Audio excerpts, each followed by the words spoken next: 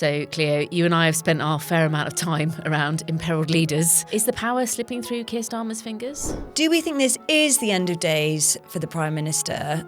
Or if we were in the room, Helen, what would we advise? This week, if we were in the room, is to dance like no one's watching and get yourself a psycho. You might have noticed that over the past fortnight, despite the reset for the new year, things are going a bit wrong for number 10. There was the Prime Minister's Chief of Staff, Morgan McSweeney, resigning, the Scottish Labour leader calling for him to go. And the leadership in Durham has changed. And of course, the ongoing fallout from the Jeffrey Epstein and Peter Mandelson scandal. And then this week, yet another U-turn, this time on local elections. Now, these are all symptoms of power fading away from the building. This week, we want to talk to you about what it really feels like to be in number 10, working with a Prime Minister who can feel their power seeping away. I'm Helen MacNamara, the former Deputy Cabinet Secretary. I'm Cleo Watson, a former political advisor to Theresa May and Boris Johnson. And this is In the Room. Hello, welcome to the first ever episode of In the Room. Cleo, what are we doing here? It's a good question. First off, I think we both get invited on other shows and podcasts and things like that, and we suddenly thought perhaps we'd quite like to tell a few stories ourselves, do it our way. I think just as a brief explainer to listeners about how we have found ourselves here, maybe it's worth just drawing out how we've come to be in the same room from really very different parts of the system. So we were in the room together, but we arrived there via very different routes. So I was a career civil servant. I spent the first half of my career in DCMS, the Department for Culture, Media and Sport. Yay! Yay! Yay, indeed. Working for the amazing Tessa Jowell. And then the second part of my career, I spent most of it in the Cabinet Office, apart from a time in housing. And I ran the bit of the Cabinet Office which is reporting into the Prime Minister. So the bits of, I don't know, which foes would call the deep state, I think, but effectively the Cabinet Secretariat, the honours system, all the bits of government that are to do with the palace and the state and, the kind of the dark heart, as it were. The leaks, the investigations. Yes. The good stuff too, the honours system and the independent officers and all of those things. And you, Cleo, were a special advisor. So I got to jobs by being a civil servant, a bureaucrat. Credibly. Well, I don't know about that. And then the other path is to be a political appointment. So if I was hardwired to the state, you and special advisors are hardwired to their political masters. So there's a different kind of, you slightly operate in a different time zone, and political appointees are absolutely there to make sure that their master, whoever they are, or mistress, gets to get their work done effectively. And it's entirely in the service of that one person. That's particularly true of the Prime Minister, but it's also true everywhere. Whereas a civil servant's job is actually a slightly more complicated, yes, absolutely, loyalty to the person who's been elected and is in office, but also you have a slightly separate loyalty to the state and the establishment and the ongoing purpose of government. I think the difference, I think, for me between a political appointment and an official appointment is officials can both afford to look long term and actually think long term. So they almost think in 5-10 year cycles because they expect to be there and they've got to keep the show on the road essentially. And one of the things we're going to get onto this week with some of the kind of latest political problems for the Prime Minister is that political advisors can often think quite short term because obviously they work in election cycles and they're always thinking of the next campaign, whether it's a by-election or a local election or a general election, but also just getting out of the immediate bit of hot water, even if they are frankly creating problems for themselves politically down the road. It's entirely true. I think it's a slightly idealised world to imagine that civil servants are just pottering around imagining about the long term and can always operate like that. But essentially, the two of us, like from these two apparently entirely different pathways, found ourselves in the same rooms together, particularly working for Boris Johnson. And I think quite quickly discovered that even though we might be there for different reasons and have got there by different courses, actually we had a very common alliance in trying to make things work and became friends. Yeah. I'm going to give you a tiny bit about me as well. And my background is I worked straight out of university very briefly for Barack Obama on his 2012 campaign. I worked on the Vote Leave campaign for the EU referendum. And then I worked as a political advisor. Can I just say, I love the way you always say that. You always go, I worked on the Vote Leave campaign. I feel like it's quite a statement. It's easy to just say, I worked on the EU referendum. neutral. And you don't have the problem with Barack Obama, by the way. You're very kind of fine saying you worked for Barack Obama. That's true. So then I worked for Theresa May as a very junior political advisor. And then in the way that can happen with politics, I suddenly became quite senior working for Boris Johnson after that. And I wanted to give a kind of brief outline of my experience of Helen before I really got to know her. And I think it's kind of quite telling, and I suspect typical for particularly Tory MPs of the period. So I was quite a junior person in Number 10. I worked in her political office, which is a very specific part of the building, which purely works for the Prime Minister as the leader of the party. So it was her as the leader of the Conservative Party. Not me, Theresa May. Sorry, Theresa May. And as you can imagine, 2017 to 2019 it was not an easy period to be looking after the interests of the leader of the Conservative Party. We had meaningful votes, various efforts to get rid of her. Obviously, a not very good set of general election results in 2017 and local elections afterwards. So the things I knew about Helen is that ministers referred to her as black eyes because if she was coming to your building... I never ever gave anyone a black eye. I know. Well, also, I want to be clear. Once you get to know her, you see they're actually a very lovely, rich, chocolatey brown. They're not black at all. Because if she was coming to the building for a chat with the Secretary of State... It never meant, it wasn't a friendly, how you doing? It was, can I see your phone, please? Because you were in big trouble.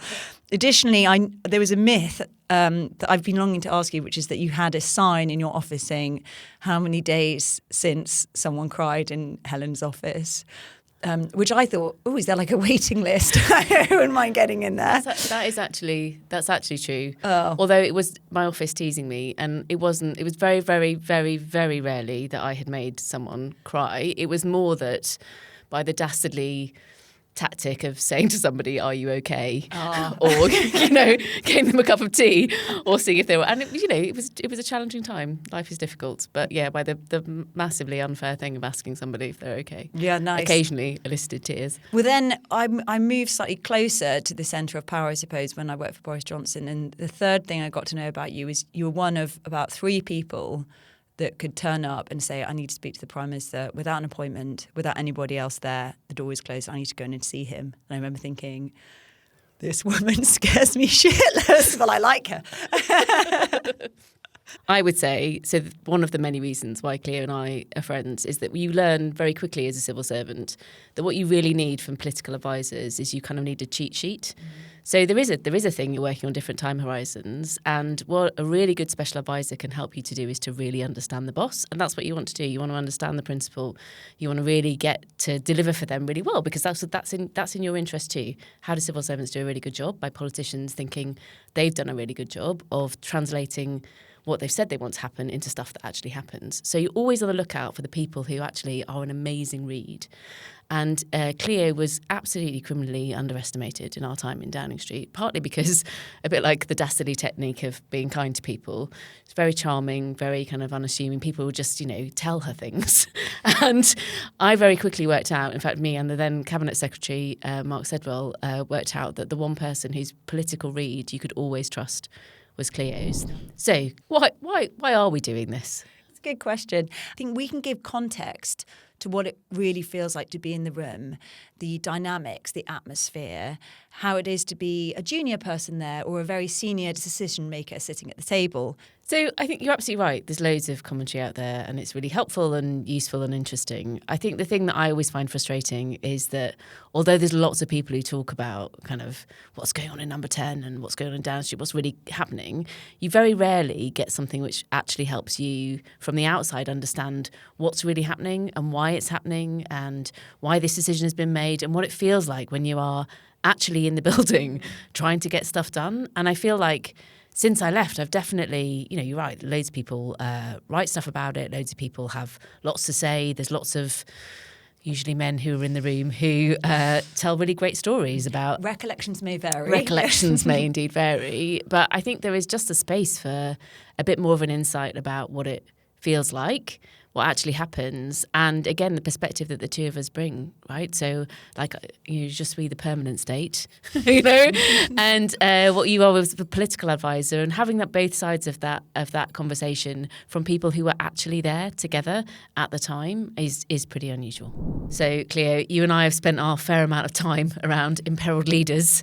Is the power slipping through Keir Starmer's fingers? Well, unfortunately for him, he's going to continue to get a version of this question from Jeremy Vine, which he was asked on Monday. It's not a pretty one, and in my experience, Prime Ministers ask this again and again and again once there's trouble. If it's going that well, why did you almost lose your job last week?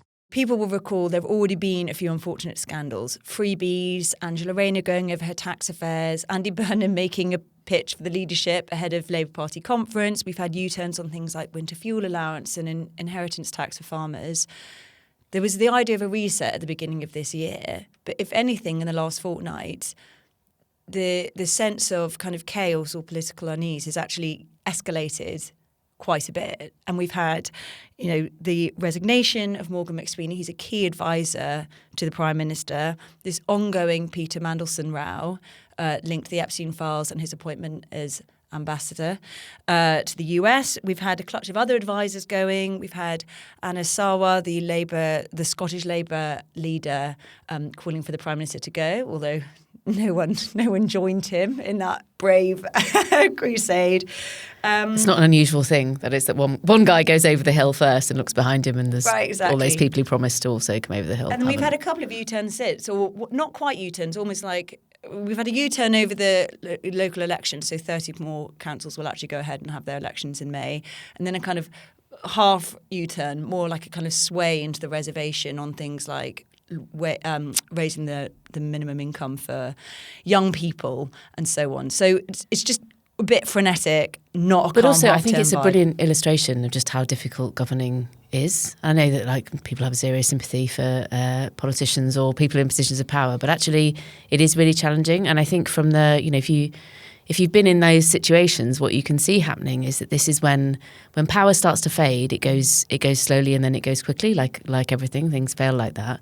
And that what you have normally is if you've got a powerful Prime Minister and number 10, kind of a lid is kept on the rest of government. There's some kind of structure where actually everybody sort of, broadly speaking, stays in their lane. And then as soon as that starts to kind of go and everyone starts to think, well, actually, I've got to start thinking about my own self-interest, and whether that is actually on the civil service as well as the political side. Like as soon as that kind of lid comes off, then all hell breaks loose, effectively, and these things just keep on popping up. And we've both been there when actually it's, you know, it's hard and then it gets harder because you've lost all kind of control and discipline, and things just start to become even more chaotic. Yeah, the absolute worst expression that we would get in particularly op-eds and things like party grandees is saying there's no sense of grip. Grip. Grip and the appearance of grip. We could do a whole episode just about that. Right, exactly. And it is, I understand that. It is this sense of, you know, the Prime Minister recently was saying, I feel like I pull these levers and nothing happens. And you think, well, in that case, wrench the lever off and whack someone over the head with it. Like we've got to get cooking here, Keir. People often say that. It's like I tried to pull a lever and nothing happened.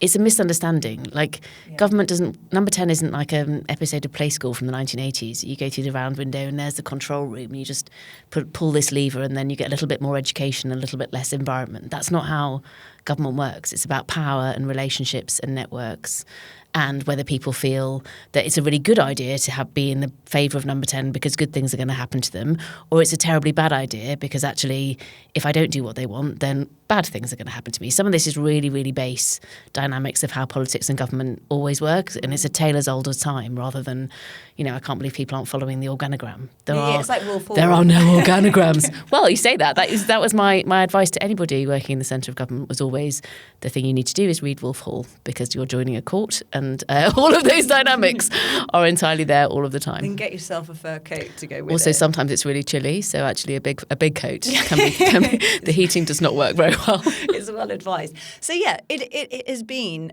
a couple of very, very difficult weeks. And there has been this real pile on. And I know that it's very popular to say, you know, the media's worked this into a frenzy. They smell blood in the water and they're trying to get this guy out and be careful what you wish for.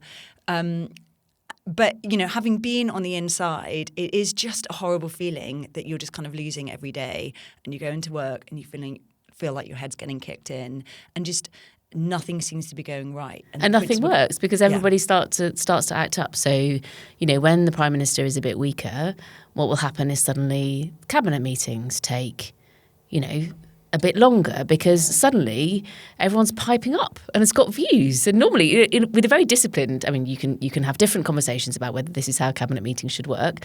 Everyone stays in their lane and says their stuff. On their thing. Their brief. And no more than that. And nobody would have the audacity to put their hand up and start chipping in on something that's, absolutely not in their lane.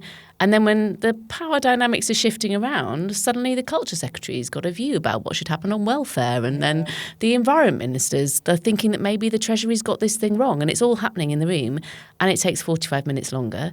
And they're all plotting around the corners. And that's hours and hours of your day has gone in just managing that. So something where when you're powerful, you have more time on the ball. You have more time to do things because actually you've got that discipline and that grip.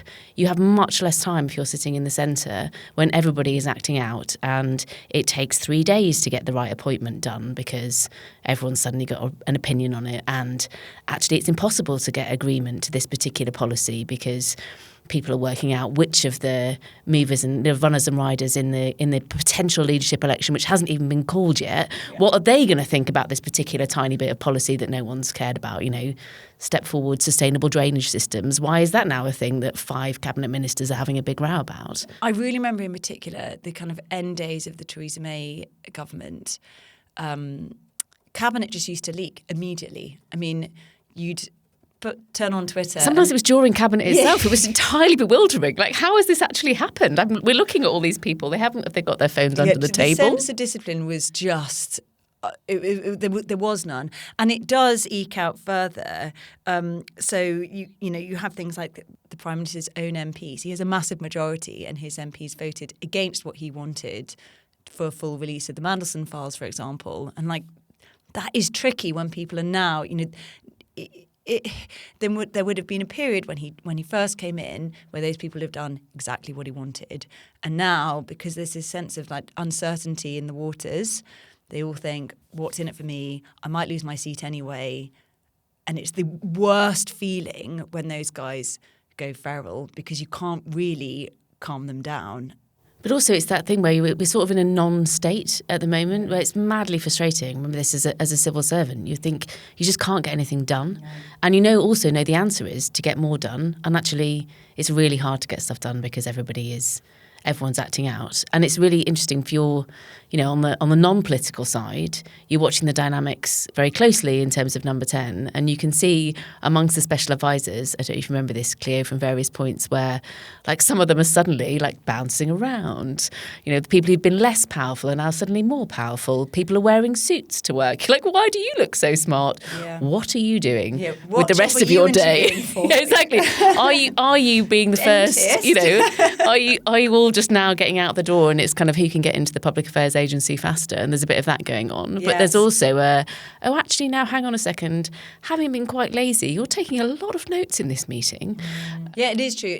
I think to try and explain it, walking into Downing Street is, and it's such a trite thing to say, but it is a privilege. It's so cool walking up that street and it feels like a film set and you think, here I am. So you've got your coffee, you're all ready for the day, you're finally going to turn things around today, and then you walk through that black door and it closes behind you, and it's like going into a kind of pressurized container where it's just the sense of dread ekes out of the walls, basically. People talk about it being a bunker or a goldfish bowl, and it is like that. You're sort of contained inside, and you can just tell this is not a happy place where people feel like they're winning. And you can tell that regardless of how kind of close you are to the centre, having been much more junior, where you can almost smell it, to be honest, in the building. It's really... Yes. What is the smell? Probably sort of...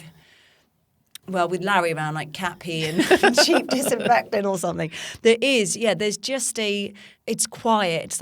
It's like going into a library or kind of...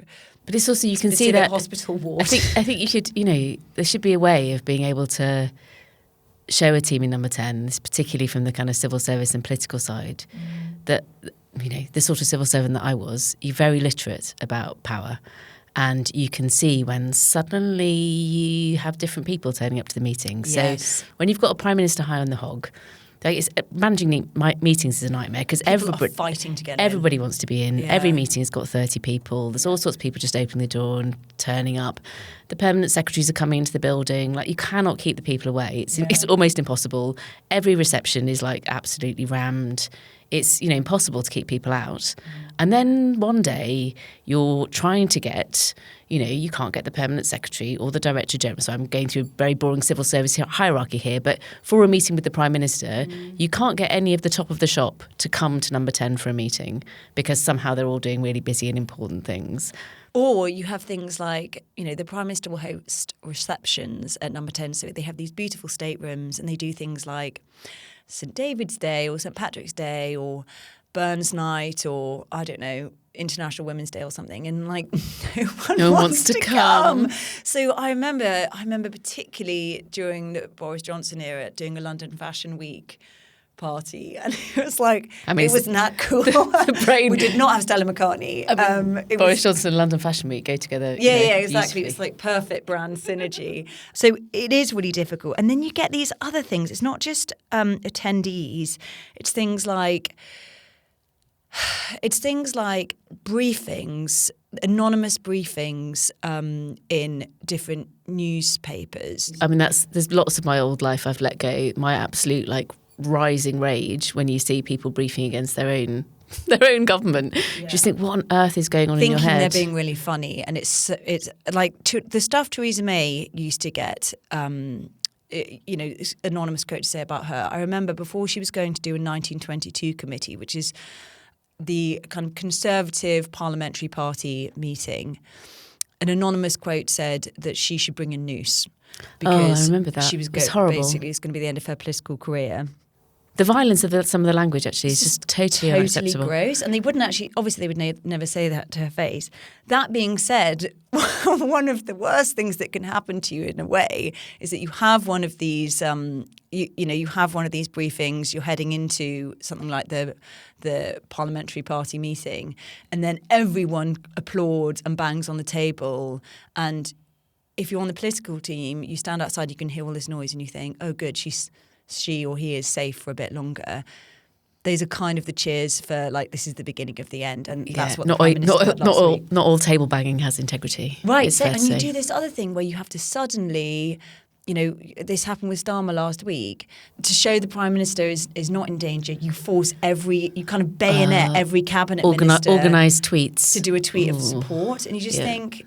Obviously, that's such an SW1 thing. No one else cares. It's so depressing to have got to the organised tweet stage already.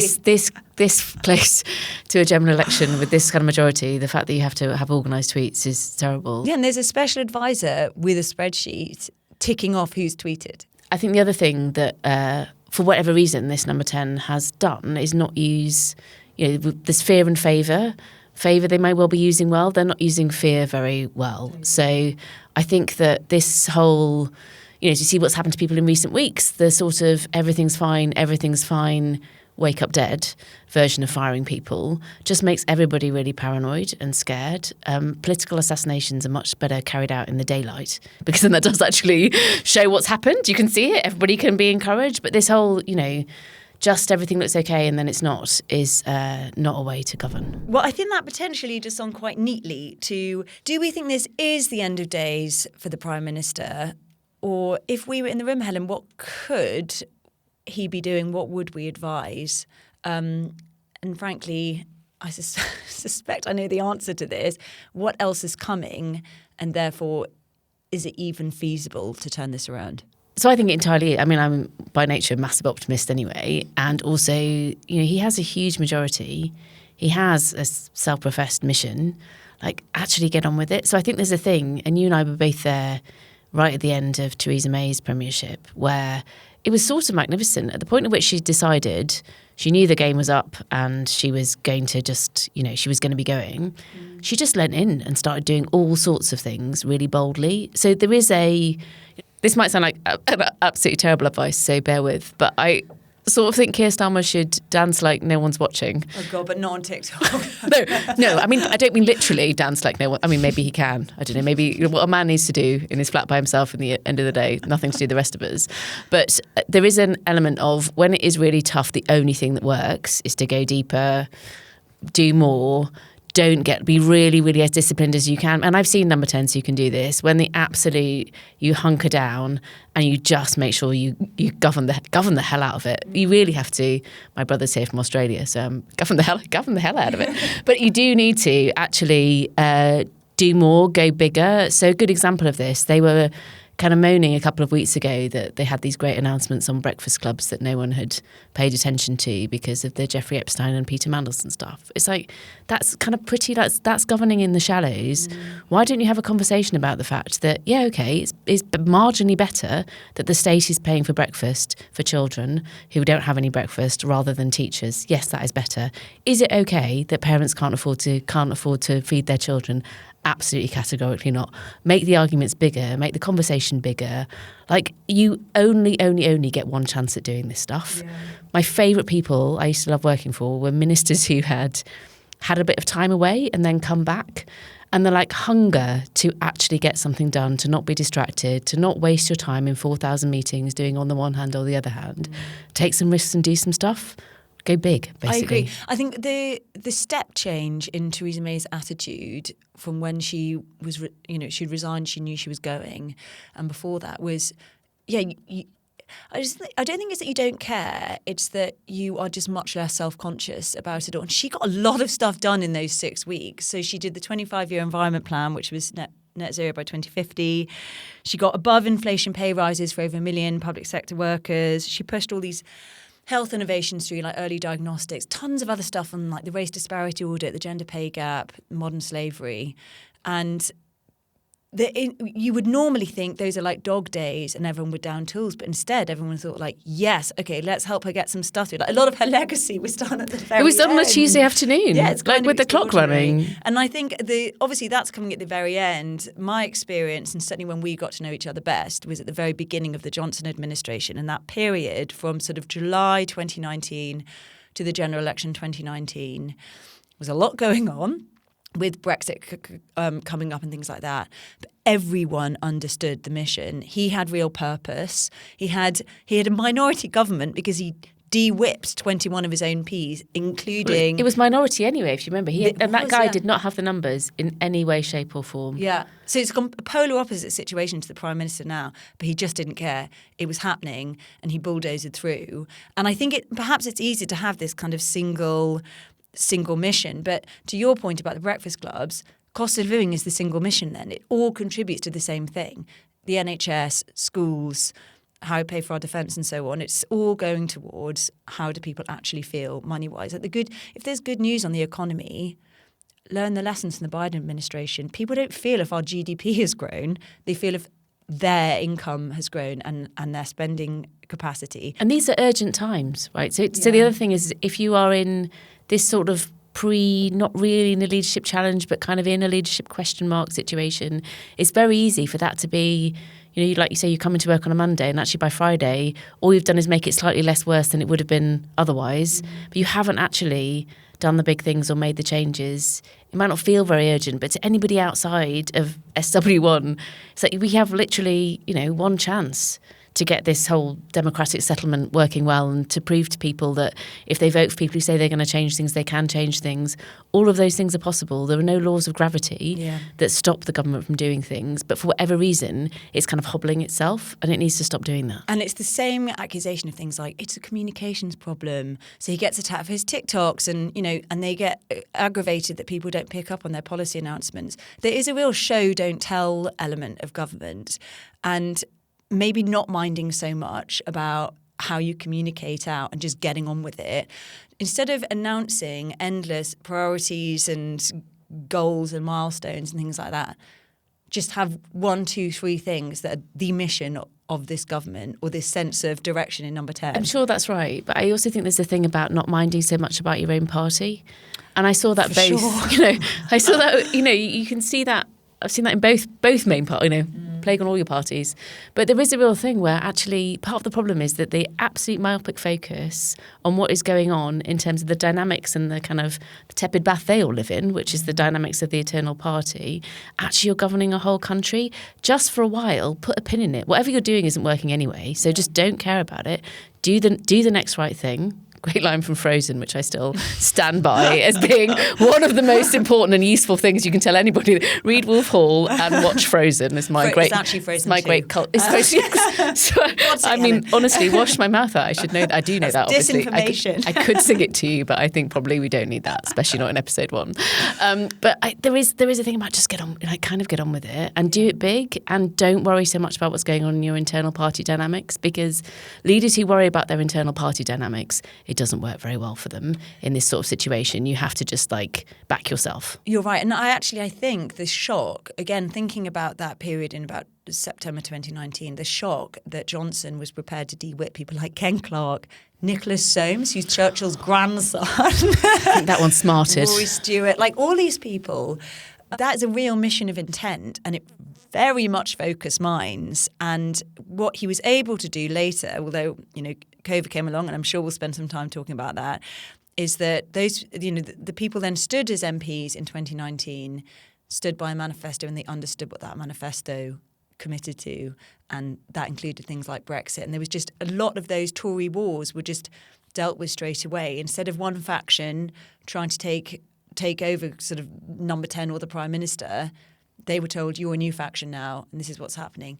They don't necessarily like it, but so long as you can keep a lid on it, as you said right at the beginning, it doesn't really matter. And who cares? No one thinks, I must get a little violin out for these MPs who don't feel like they're getting the promotion they want, or that they don't get asked to checkers enough, or the whipping operation isn't what they thought it could be. There is a place for a bit of a psycho. Well, so that's part of the story. That was what was playing in my mind, is yes, and so there is a thing about who is it that is putting the fear of God into people, and I don't say this, having started off by saying, by being kind, and there is an element, of course, but power is power and politics is politics. Still got it.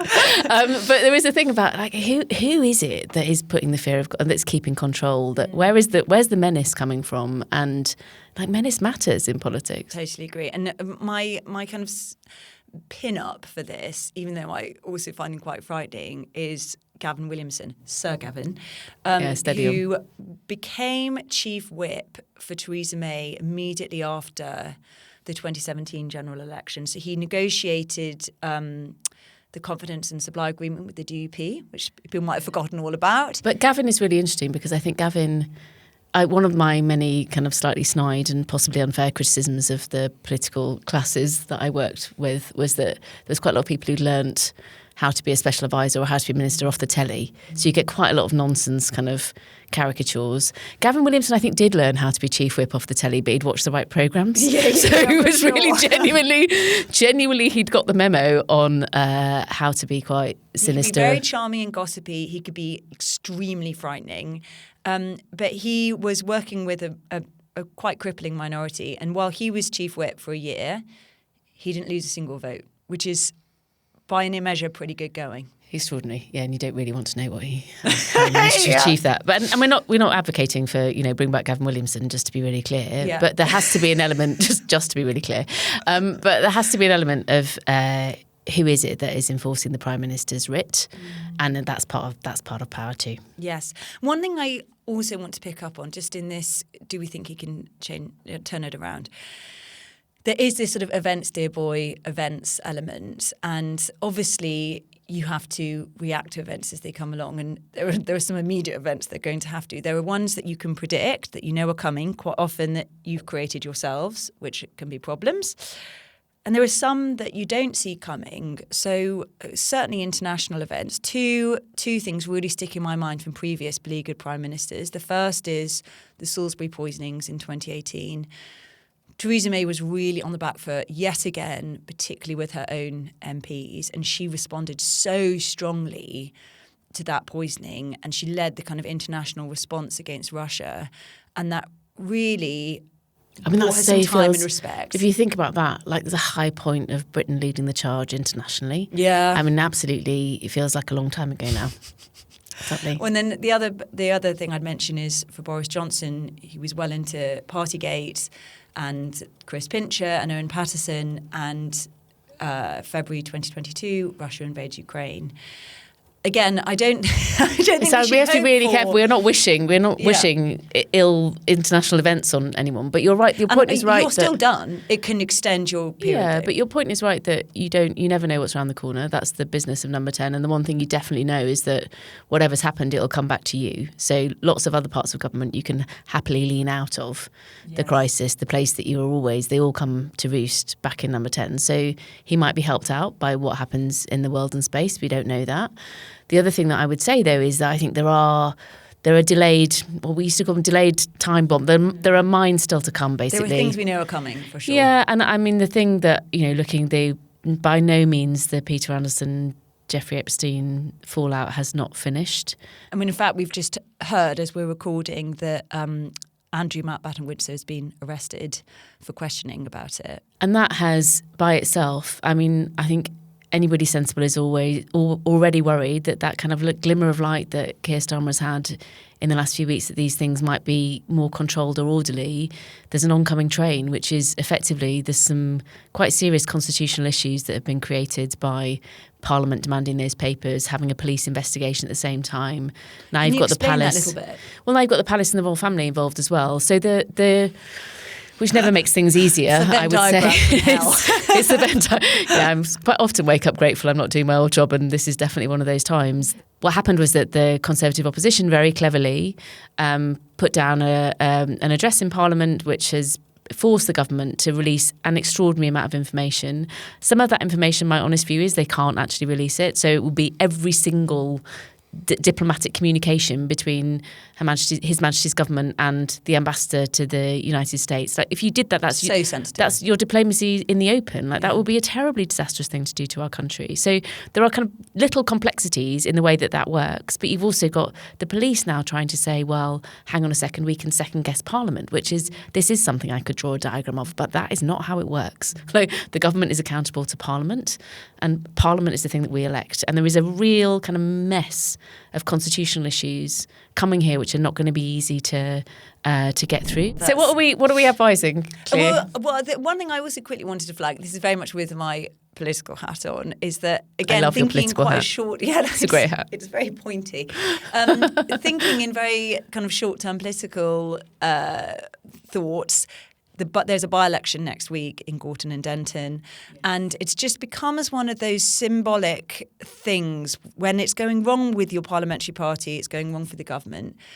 People, particularly in Westminster and presumably in Gorton and Denton, set great store by the results of a by-election like that for the sitting Prime Minister.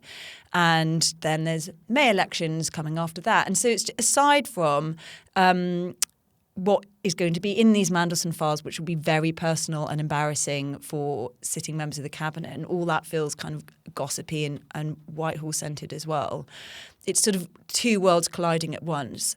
These constant little markers to try and just get the Prime Minister past without him losing his job, all set alongside these actually big, very unwieldy and frightening constitutional problems.